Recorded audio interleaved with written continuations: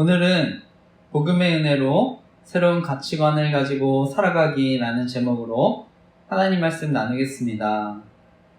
요즘에 이제 대한민국의 미래를 걱정하는 분들이 많다고 생각합니다.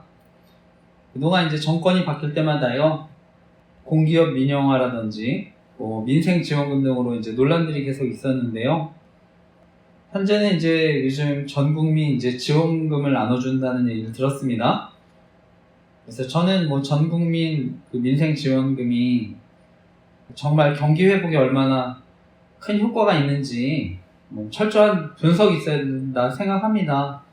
그래서 과거 이제 문재인 정부 시절에도 이런 실물 경제를 되살린다고 해서 또 수많은 지원금 또 나눠주지 않았습니까?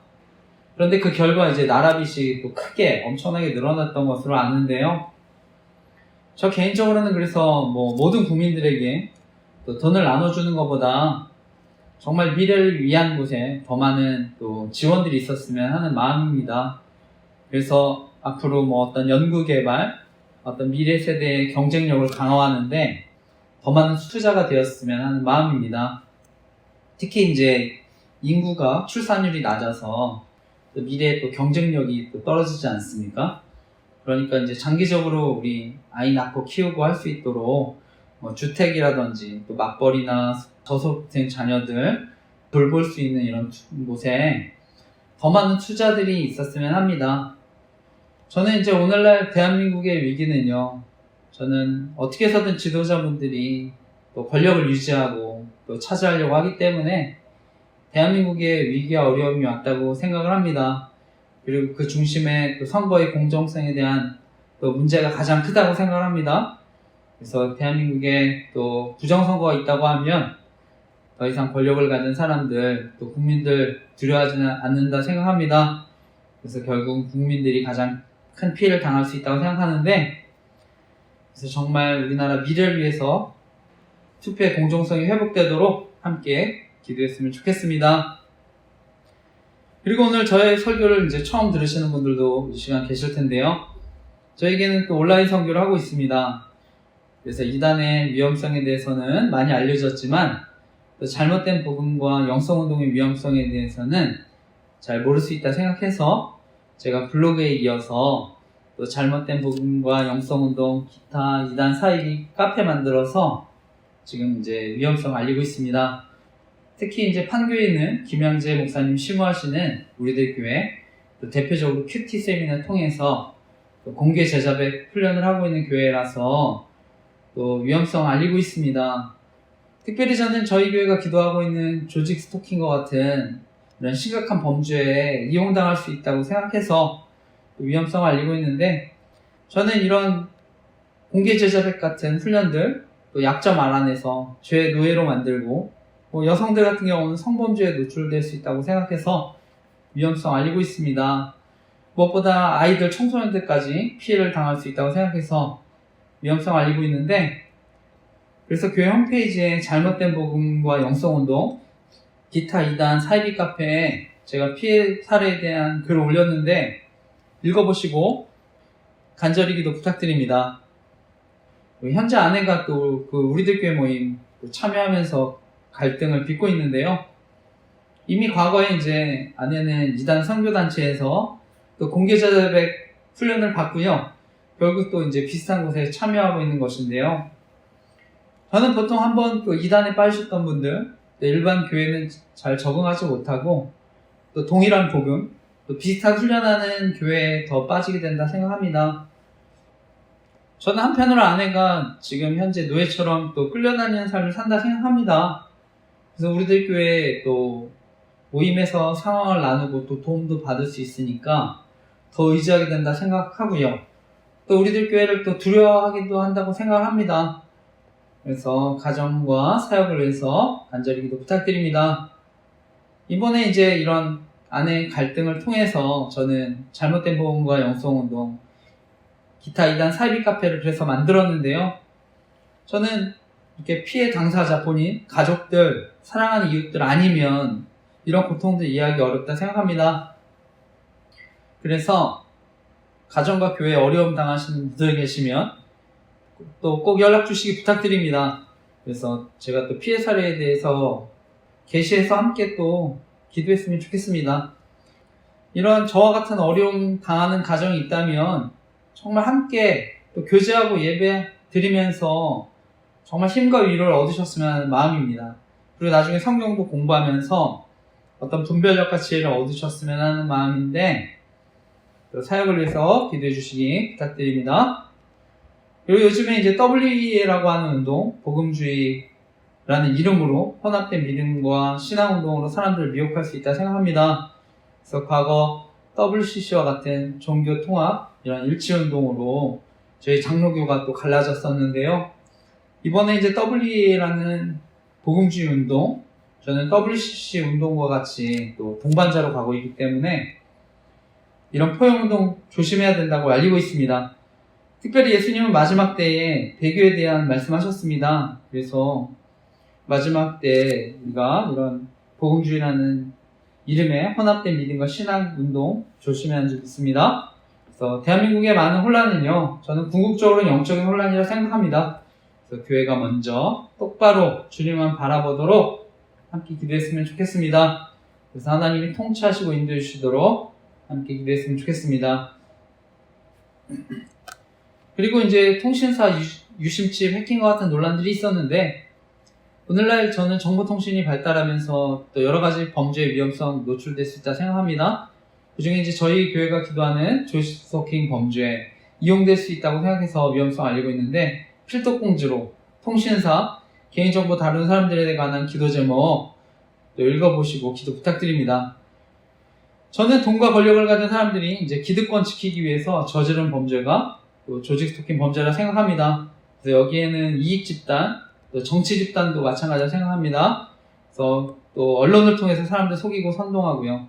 할 수만 있으면 자신들의 이익과 정치적인 공작에 이용하려고 한다고 생각하는데 카톡, 문자, 통화 정보, 인터넷 이런 정보들 이용해서 이용한다고 생각하는데 저도 그래서 특별히 또 제 티스토리 홈페이지 접속할 때 카카오톡에도 뜹니다. 그러니까 접속 정보 알아내서 또 이용 당하기도 했다 생각합니다. 주보, 또 본문 이런 것도 나오기 때문에 이용 당할 수 있다는 것도 알고 현재 또 조심하고 있고요. 설교도 이제 토요일에 이렇게 올리고 있는데 저는 어떻게든 이용 당하지 않도록 저는 조심하고 있는데 이익 집단, 정치 집단의 사역이 방해받지 않도록 기도 부탁드립니다. 그리고 저는 영적 지도자들도 설교를 통해서 범죄에 가담할 수 있다고 생각해서 위험성 알리고 있습니다. 그래서 목회자들이 조직 스토킹 범죄에 가담하는 거, 그 다음에 조직 스토킹과 관련된 권력형 성범죄 저지르는 거, 결국 사람들이 하나님부터 떠나게 만드는 저는 영적인 살인이라고 생각하고 있습니다. 그래서 제가 조직 스토킹 생명 지킴이 카페를 만들어서 위험성 알리고 있는데요. 그런데 제가 이제 이런 생각하면 오히려 저를 이제 방송이나 연예인 이용해서 성범죄자 이미지로 교묘하게 괴롭힐 수 있다 생각합니다. 그리고 요즘에는 부정선거 의혹에 대해서 알리니까 또 정치인 중에 이미지 이용해서 또 압도적으로 조롱하는 분이 계시다고 생각하는데 바라기는 저희 가족과 이웃들 또 어려움 당하지 않도록 피해 당하지 않도록 부탁드립니다. 기도 부탁드립니다. 저는 이미 돌아가신 어머니까지도 또 방송을 통해서 조롱하고 있다고 생각하는데 그리고 그 외에 또 교회 방문하시거나 저한테 연락 주시는 분들 신상 알아내서 괴롭힐 수 있다고 생각하는데 어려움 당하지 않도록 간절히 기도 부탁드립니다. 그래서 바라기는 정말 대한민국이 안전하고 행복한 나라가 되도록 기도해 주시기 부탁드립니다. 네, 지난주는 이제 성전에서 이제 결례를 행하다가요. 바울이 이제 체포를 당하는데요. 그 다음에 체포된 다음에 천부장에게 이제 바울이 변론을 요청합니다. 그래서 자신을 변호하고 복음을 전하는 말씀인데 오늘 말씀의 제목은요. 복음의 은혜로 새로운 가치관을 가지고 살아가기라는 제목으로 하나님 말씀 나누려고 하는데요. 오늘도 말씀을 통해 하나님 저와 여러분 교훈하시고 이번 주도 말씀 붙들고 살아갈 때 또 하나님의 사랑과 인도하심을 경험하는 저와 여러분 되시기를 간절히 기도하고 축복합니다. 네, 오늘 나누고 싶은 핵심적인 교훈은요. 우리가 복음의 은혜로 새로운 가치관을 가지고 살아갈 때 삶의 목적과 방향이 바뀌고 또 분명해진다고 하는 것입니다. 지난주 바울은 관리에 의해서 체포가 됩니다. 그리고 이제 함께 읽지는 않았지만 이후의 말씀은 바울이 체포되고요. 천부장에게 헬라어로 자신의 입장을 변호할 수 있게 해달라고 이제 부탁합니다. 그리고 이제 허락을 받는데요. 천부장은 이제 바울이 유창한 이제 헬라어로 이제 말을 하니까 놀라워합니다. 그래서 당시에는 자신의 모국어조차 이제 제대로 읽고 쓸 수 있는 사람들 많지 않았다고 하는데, 그러니까 이제 바울이 헬라어를 유창하게 하니까 내가 헬라어를 아느냐 이렇게 묻는데요. 이것은 이제 바울이 어떤 유대인 무리의 폭도 정도로 생각했기 때문입니다. 우리가 읽진 않았지만 말씀해 보면 바울이 이제 밀란을 일으켰다가 광야로 이제 잠적했던 이집트 사람으로 오해했었다는 그런 본문 말씀이 있는데, 그런데 이제 바울이 이제 유창하게 헬라어로 이제 얘기하니까요. 이 바울이 단순한 폭도가 아니라 정말 어떤 학식과 교양을 갖춘 사람임을 이제 깨닫습니다. 그래서 우리가 말만 들어도 알 수 있지 않습니까? 그러니까 바울이 변론할 수 있도록 이제 허락해 줍니다. 그리고 오늘 읽었었던 이어지는 말씀 22장 1절에서 5절까지의 말씀인데 같이 함께 읽어보겠습니다. 이어지는 말씀 22장 1절에서 5절 말씀 읽겠습니다. 시작. 부형들아, 내가 지금 여러분 앞에서 변명하는 말을 들으라. 그들이 그가 히브리 말로 말함을 듣고 더욱 조용한지라. 이어 이르되 나는 유대인으로 길리기아 다소에서 났고 이 성에서 자라 가말리엘의 문화에서 우리 조상들의 율법에 엄한 교훈을 받았고 오늘 너희 모든 사람처럼 하나님께 대하여 열심히 있는 자라. 내가 이 돌을 박해하여 사람을 죽이기까지 하고 남녀를 결박하여 옥에 넘겼노니 이에 대제사장과 모든 장로들이 내 증인이라. 또 내가 그들에게 다메섹 형제들에게 가는 공문을 받아가지고 거기 있는 자들도 결박하여 예루살렘으로 끌어다가 형벌받게 하려고 가더니. 아멘. 당시 이제 유대인들은요, 바울을 이제 어떻게 보면 자신의 민족과 하나님을 배반했던 이제 배반자로 알고 결국에는 죽이려고까지 했었던 건데요. 그런데 바울이 이제 이번에는 유대인들한테 히브리 방언으로 이제 변론을 합니다. 그래서 히브리 말로 이제 사람들한테 얘기하니까 또 사람들이 이제 조용해졌다고 하는데, 그러면서 바울은 결국 자신이 다른 열심히 있는 유대인들, 이런 사람들과 마찬가지로 자신이 정말 열정적인 바리새인이었다고 얘기하는 것입니다. 그래서 바울이 먼저 자신이 다소 지역에서 태어난 그쪽 출신이고 가말리엘이라고 하는 문화에서 자기가 엄한 교육을 받았다고 이제 얘기하는데요. 이 당시에 이제 다소는 그 소아시아에서 어떤 문화적인 수준이 높은 도시입니다. 그래서 정치, 경제, 사회, 학문적으로 발달한 도시가 이 다소고요. 그러니까 바울은 이 다소 출신이라고 얘기하고요. 그런데 무엇보다 바울은 또 스승 가말리엘에게서 배웠다고 얘기합니다. 그래서 당시 가말리엘은 높은, 아주 덕망이 높은 율법학자로 알려졌다고 하는데요. 보통은 이제 랍비라고 하는 칭호를 많이 쓰는데 이분은 라반이라고 하는 그런 칭호를 얻었다고 합니다. 더 높은 칭호를 얻었다고 합니다. 그러니까 이런 가말리엘에서 또 배우고, 또 어떤 의미에서는요, 바울은 정말 좋은 믿음의 가정에서 태어나서 또 성경에 대해서 정말 최고의 교육을 받은 사람이라고 얘기합니다. 그리고 자신은 이제 철저한 율법주의자로 오히려 교회를 박해했다고 이렇게 얘기합니다. 그래서 자신이 스데반을 박해하고 또 각 집에 있는 예수님 믿는 사람들 끌어다가 옥에 다시 넣었을 만큼 자신은 복음을 배척하고 성도들 핍박했다고 얘기합니다. 그러면서 무엇보다 대제사장과 모든 장로들이 그것에 대해 증인이다 이렇게 얘기합니다. 그래서 자신이 산헤드린 대표의 제사장 그 공문서 가지고 또 다메섹으로 가서 이런 그리스도인들을 잡으려고 했다고 이제 얘기한 것인데, 바울이 받은 그 공문서는요, 그냥 대제사장 개인의 문서가 아닙니다. 이 사내들인 공의회, 이걸 대표하는 겁니다. 그러니까 바울은 당시 어떤 사람보다 실력도 있고 또 이런 사내들인 공의회 같은 대표 기구에서 인정받은 사람입니다. 게다가 근데 이 자리에는 이제 바울이 밝히지 않았지만 당시 로마 시민권도 가진 사람입니다. 이 로마 시민권은요, 당시의 정치에 참여하고 또 투표권 그 외에 정식 재판을 받을 권리도 있고 부당한 처벌로부터 보호받고 그 밖에 보이지 않는 유무형의 엄청난 특권을 이 로마 시민권을 가지면 받았습니다. 그런데 나중에 바울은 그 모든 것들 자기가 배설물같이 여기게 되었다 이제 이렇게 얘기하는데, 그 인생의 큰 전환점을 맞이하는데 이어지는 말씀이 바로 그 바울이 완전하게 변하게 됐던 그런 체험과 간증에 대한 말씀입니다. 그래서 이어지는 말씀 22장 6절에서 11절 말씀인데, 바울이 변화된 말씀 같이 함께 읽어보겠습니다. 6절에서 11절 말씀 함께 읽어보겠습니다. 시작. 가는 중 다메섹에 가까이 갔을 때에 오정쯤 되어 호련히 하늘로부터 큰 빛이 나를 둘러비치매 내가 땅에 엎드러져 들으니 소리 있어 이르되 사울아 사울아 내가 왜 나를 박해하느냐 하시거늘 내가 대답하되 주님 누구시니까 하니 이르시되 나는 내가 박해하는 나사렛 예수라 하시더라.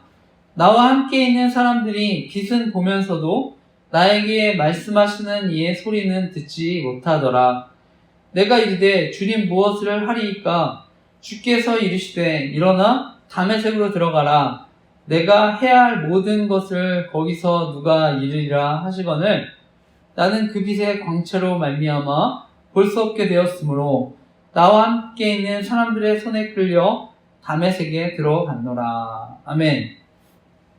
말씀을 보면은요, 바울은 이제 자신이 그토록 교회를 핍박하는 사람에서 어떻게 나중에 이제 그리스도인이 되었는지에 대한 말씀을 합니다.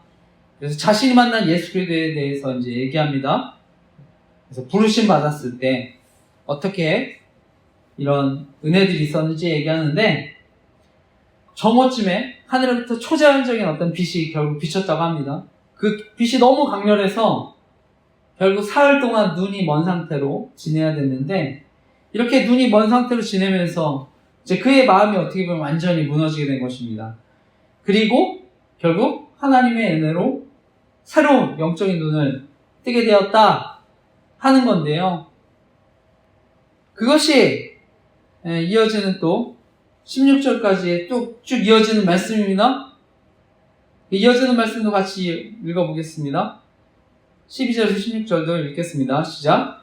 율법에 따라 경건한 사람으로 거기 사는 모든 유대인들에게 칭찬을 듣는 아나니아라 하는 이가 내게 와 곁에 서서 말하되 형제 사울아 다시 보라 하거늘 즉시 그를 쳐다보았노라.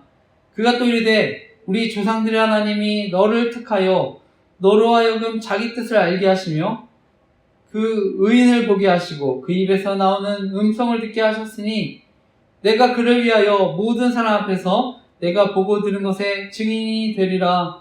이제는 왜 주저하느냐? 일어나 주의 이름을 불러 세례를 받고 너의 죄를 씻으라 하더라. 아멘. 이어지는 말씀을 보면은요, 이 바울이 이제 영적인 눈을 뜨게 되는 말씀인데, 아나니아로부터 시력을 회복해서 그를 쳐다봤다고 합니다. 이 쳐다봤다는 게 이제 새로운 눈을 떴다고 하는 것인데요, 새롭게 거듭났다고 하는 것인데, 이것은 어떤 의미에서 그동안 어떤 율법적인 지식의 한계, 여기서 벗어나 이제 참된 진리를 만나게 되는 이야기입니다. 그래서 이제 율법적인 신앙에서 복음적인 신앙으로 바뀌게 되는 것인데요. 바울은 예수님 만나고부터 그때서부터 예수 그리스도가 바로 하나님이시라는 것, 그리스도에 대한 것을 깨닫고 이제 전하는 사람이 됩니다. 그리고 바울은 이 사건을 계속해서 나누게 됐는데, 저도 이제 마찬가지로 저에게도 영적인 눈이 또 떠지는 사건이 있었습니다. 그래서 저 역시도 계속 간증하게 되는데, 저는 학창시절 이제 제가 추억해보면은요, 저는 평범하고 정말 소심한 학생이었습니다. 초등학교 때 말수도 적고, 글씨 이렇게 제가 또박또박 예쁘게 쓰는 학생으로 기억하는데요. 그리고 중학교 때는 뭐 나름대로 이제 그때는 또 모범적인 삶을 살려고도 했습니다.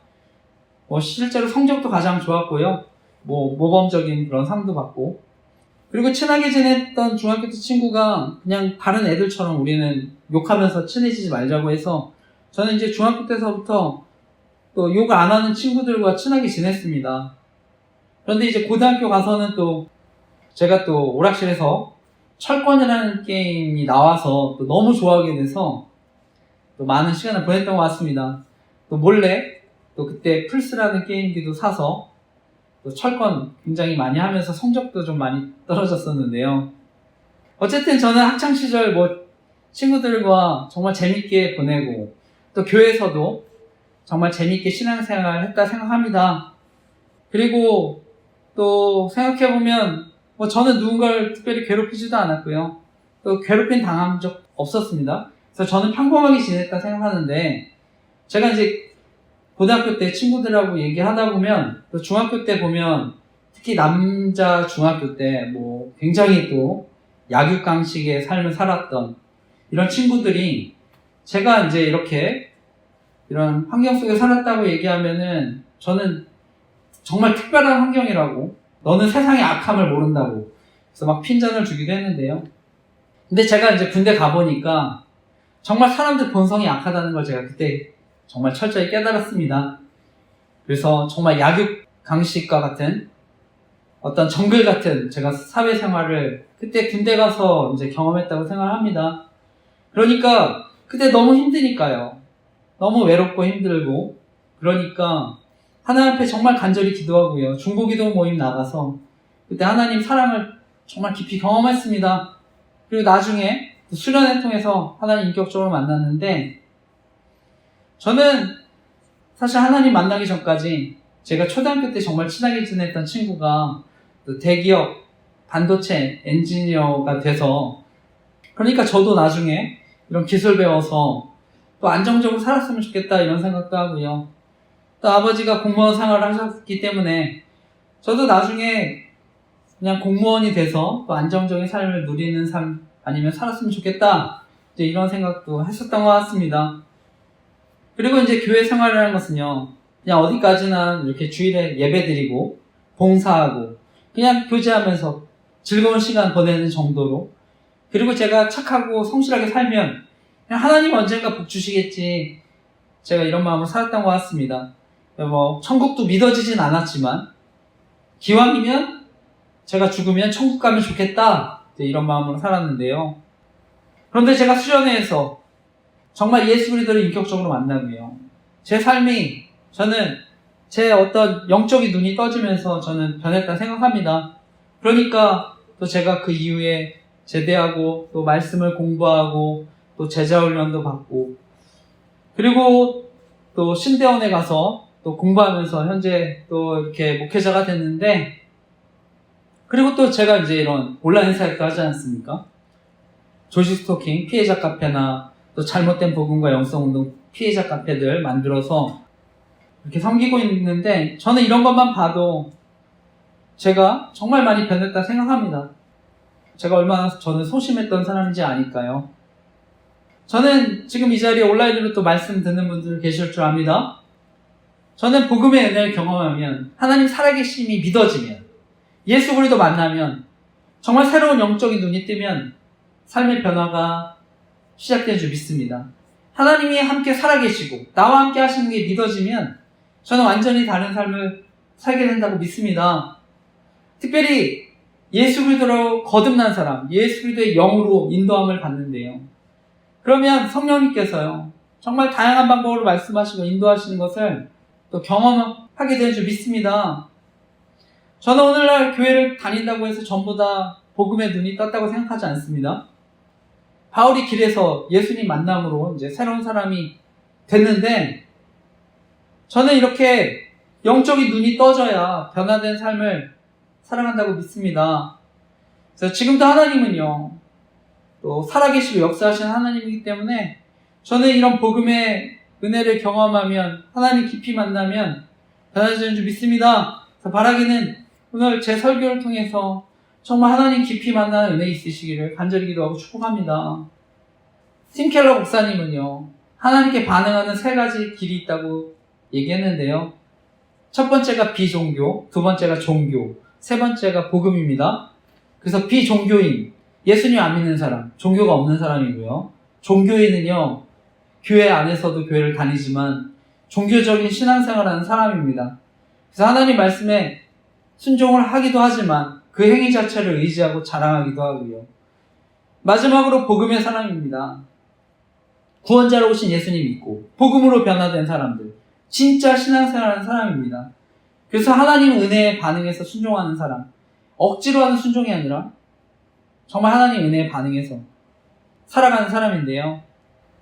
오늘날 교회를 다니면서도 복음과 그런 나중에 복음의 결과에 대해서 혼동하는 경우가 많은데, 이런 복음에 진짜 모르면은요, 내가 무엇을 하려다가 낙심도 하고 실망도 좌절도 하고, 또 자신의 어떻게 보면 열심히 어떤 행위로 죄를 이기는 사람들은요, 자신의 특별함에 대해서 이제 교만함도 갖게 되고, 제가 사실은 잘못된 복음과 영성운동의 위험성 알리고 있는데, 저는 복음을 모르면 결국 이렇게 계속 끌려다닌다 생각합니다. 그래서 정말 바라기는 예수 그리스도를 만나 성령으로 새롭게 되는 은혜 있으시기를 간절히 기도하고 축복합니다. 결론적으로 예수님 모르면은요, 은혜를 모르면 종교적인 신앙생활을 하게 된다는 것입니다. 우리가 말씀대로 살아가는 거 정말 좋죠. 그런데 하나님 사랑을 경험하지 못하면, 복음을 알지 못하면 그게 바로 이제 율법적인 신앙생활을 할 수 있다고 하는데요. 우리가 순종한다고 해도 결국 그 순종은 자신을 위한 순종이고 자신을 위한 영광이 될 수 있습니다. 이것이 바로 종교생활이 될 수 있습니다. 팀 켈러 목사님은 내가 순종이 부족해 이렇게 얘기하는 사람들 중에요, 더 깊이 들어가면 사실은 칭의라고 하는, 하나님이 나를 의롭게 만들어 주셨다고 하는 이런 복음의 사랑과 용서를 경험하지 못했기 때문에 사실은 변화가 일어나지 않는다 얘기합니다. 저는 우리가 하나님 사랑하게 되면 자연스럽게 그 사랑을 깨닫고 변화되는 줄 믿습니다. 그래서 그것이 의무가 아니라 억지로 하는 게 아니라, 신앙생활도 억지로 하는 게 아니라 정말 사랑하기 때문에 신앙생활하는 줄 믿습니다. 특별히 복음은 저와 여러분의 세계관을 바꿔줍니다. 세상을 보는 완전 눈을 새롭게 만들어줍니다.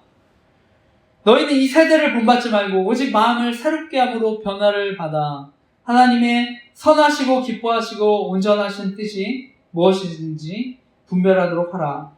너희는 이 세대를 본받지 말고 오직 마음을 새롭게 함으로 변화를 받아 하나님의 선하시고 기뻐하시고 온전하신 뜻이 무엇인지 분별하도록 하라. 아멘.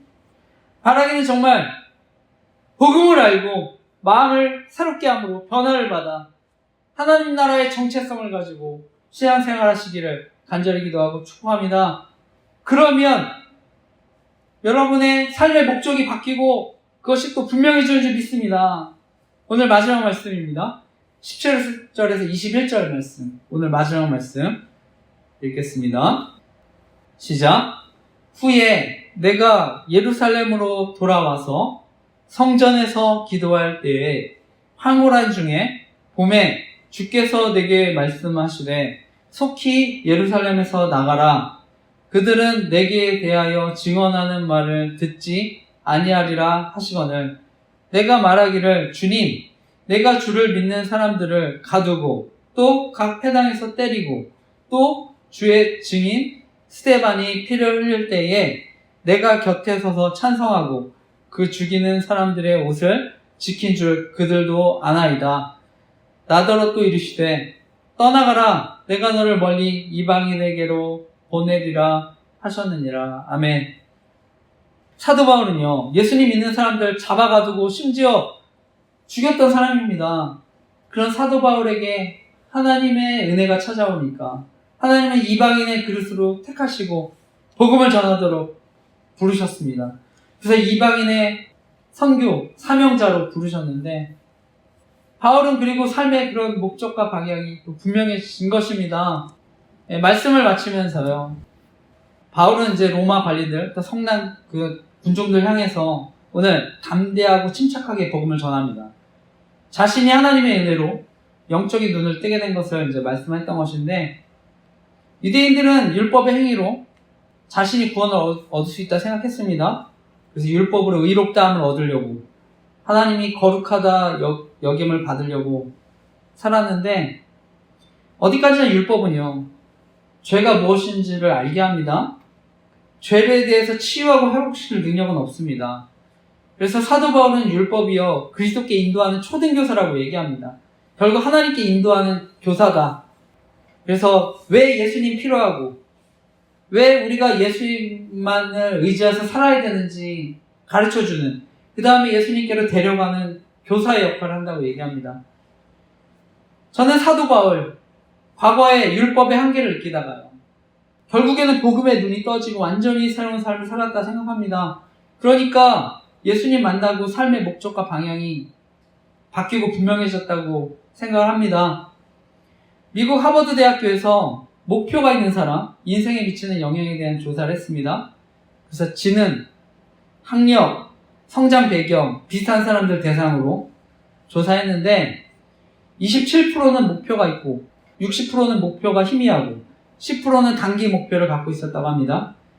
그 3%만이 이제 분명한 장기적인 목표를 갖고 있었다고 하는데, 이런 확실한 장기적인 목표를 갖고 있던 3%, 25년 후 사회 각계의 최고 지도자가 됐다고 합니다. 단기 목표를 갖고 있던 10%, 사회의 중상층 인사가 되고요. 목표가 희미했던 60%, 중하위층, 목표가 없었던 27% 모두 최하위 생활을 하고 있었다고 합니다. 그리고 미국 시카고의 러쉬 대학 병원에서는요, 1200명으로 노인들을 인터뷰하면서 인생의 꿈과 목적에 대해서 질문해봤다고 합니다. 근데 인생의 확실한 목표, 방향성 있는 사람들, 그렇지 않은 사람보다 5년 이내 사망할 확률이 절반 줄었다고 얘기합니다. 연구원들은요, 삶의 목적이 분명한 사람들, 그렇지 않은 사람들보다 스트레스를 억제하는 호르몬이 더 많이 나왔다는 걸 발견을 했는데, 그러니까 이런 사람들은 훨씬 더 오래 살았다고 하는 것입니다. 그래서 바라기는 정말 저와 여러분 하나님의 자녀로서 우리가 복음의 은혜를 깨닫고 새로운 영적인 눈이 떠져서 정말 그런 분명한 인생의 목적과 방향을 가지고 살아가시기를 간절히 기도하고 축복합니다. 그래서 무엇보다 복음의 은혜로 정말 이번 주도 하나님의 뜻을 이루며 살아가시기를 간절히 기도하고 축복합니다. 아멘.